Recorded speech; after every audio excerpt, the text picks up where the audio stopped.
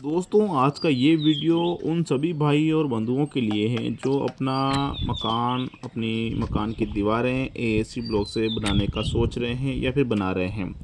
दोस्तों अक्सर होता क्या है कि जब भी हम अपने एएसी ब्लॉक से दीवारें बनाते हैं तो उसमें दरारें आ जाती हैं, क्रैक्स आ जाती हैं। तो आखिर क्या कमी रही है, क्या एएसी ब्लॉक ख़राब क्वालिटी का ले लिया है या फिर लगाने का एक सही तरीका हमें मालूम नहीं है। दोस्तों जो एएसी ब्लॉक होते हैं वो फैक्ट्री में बनते हैं, तो यूँ समझ लीजिए कि वो सही ही बने होंगे, बिना टेस्टिंग के फैक्ट्री से निकलती नहीं हैं। तो आखिरकार कमी कहाँ रही है, तो कमी रही है उसको लगाने में और लगाने का सही तरीका, जैसे कि बहुत से ठेकेदार मिस्त्रियों को पता नहीं होता है। दोस्तों अगर आप भी दीवार बना रहे हैं एएसी ब्लॉक से तो ये वीडियो अपने ठेकेदार अपने मिस्त्री को पहले बता दें। इस प्रकार से अपने को एएसी ब्लॉक लगाना है जिससे कि दोस्तों उन्हें भविष्य में किसी भी प्रकार की जो समस्या एएसी ब्लॉक से लेके आती है वो ना आए।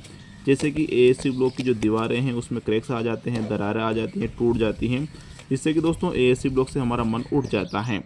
तो आज के इस वीडियो में आपको बताऊंगा कि एएसी ब्लॉक से दीवार बनाने का सही तरीका क्या है, क्या नियम है जिसके चलते हमें एएसी ब्लॉक की दीवार का निर्माण हम कर सकते हैं।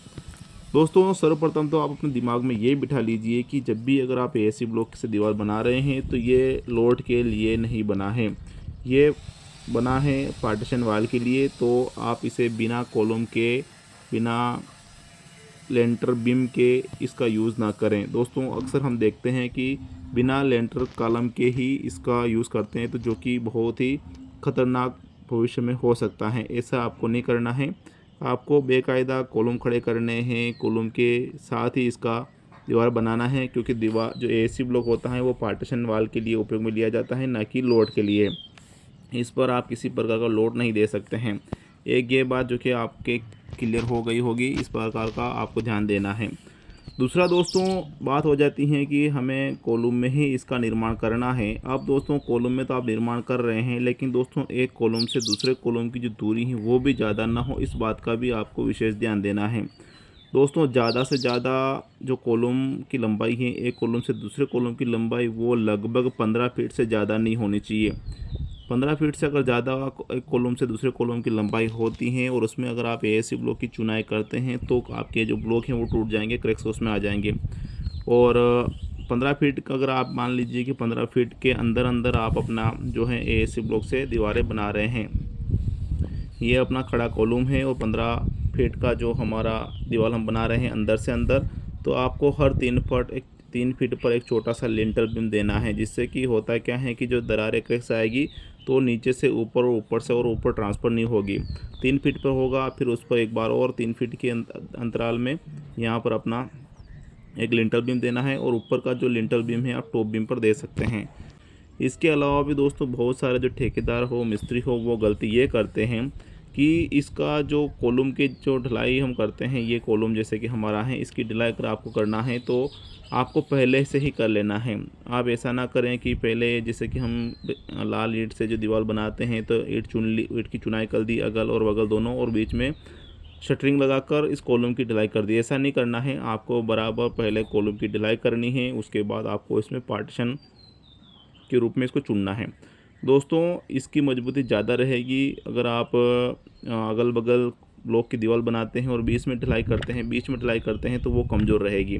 उसमें होता है क्या है कि जो बाद में अगर ढलाई करते हैं अपने कॉलम की, तो यहाँ दरारें क्रैक्स आ जाएगी, क्योंकि ये ब्लॉक अपने कॉलम जो होता है कॉलम से जो अटैच होता है तो खिंचाव करता है और यहाँ से क्रैक्स दरारें आ सकती हैं। ये तो हो जाती है कॉमन बात, जो कि बहुत सारे लोगों को पता नहीं होता है। एक और बात जैसे कि मैं आपको बता दूं, जैसा कि ये हमारा दीवार हम बना रहे हैं 15 फीट का, ठीक है। तो इसमें आपको बराबर लेवल में लगाना है, ऐसा नहीं है कि पानी की नली से आपको लेवल करना है। बराबर ईंट से जो दीवार बनाते हैं ऐसे आपको नहीं बनाना है। आपको जैसे कि आप ये ब्लॉक, पहला ब्लॉक आपने रखा है, दूसरा ब्लॉक इस साइड रखा है आपने, तो यहाँ से इस छोर से इस छोर तक आपको पानी की नली से लेवल करना है। एक लेवल में आपको ये करना है। दूसरी बात, एक सूत में आपका ये ब्लॉक जाना चाहिए। उसके बाद ये हमारी एक लाइन लग जाती है तो उसको अच्छे से ठोक के, हथौड़ी से ठोकें ऊपर और सामने।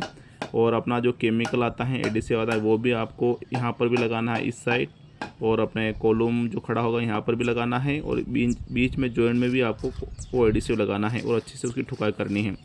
ये हमारा एक लाइन लग जाती है। उसके बाद दोस्तों आपको ये जो दरारें हैं, ये जॉइंट जो है, ये जॉइंट को आपको काटते हुए चले जाना इस प्रकार से, जिससे कि ये हमारा दूसरा ब्लॉक लग गया है और तीसरा ब्लॉक इस प्रकार से लग गया। ये इस प्रकार से आपको ये जो जॉइंट है वो एक लाइन में सीधी ना हो, इस प्रकार से भी आपको ध्यान देना है।